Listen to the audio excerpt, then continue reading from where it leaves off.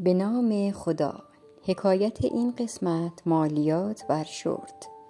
داروغه گفت بی خود هم همه نکنید.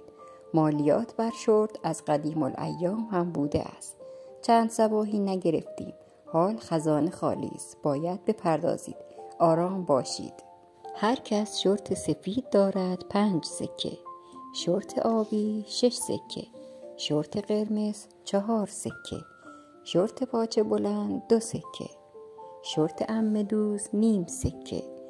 و شرط راه 2 سکه. شرط خارجی 40 سکه.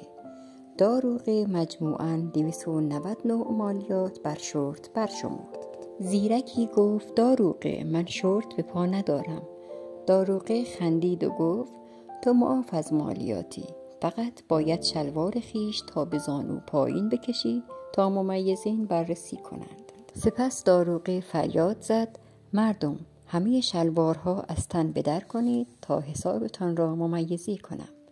فریاد و فغان از مرد و زن بلند شد. داروغه لبخندی زد و گفت البته راه ساده تری هم هست. مالیات بر شرط نفری 5 سکه بدهید، توافق کنید و بروید. مردمان خوشحال، داروغه خوشحال. انبوه 5 سکه بود که داشت وارد کیسه می شد. آن سال پادشاه کسی خزانه نداشت و از کسی هم قرض نگرفت. بنابراین وقتی کفگیر به ته دیگ بخورد، شرط هم مالیات می گیرد. سپاس از همراهی ارزشمندتان. تا حکایتی دیگر، بدرود.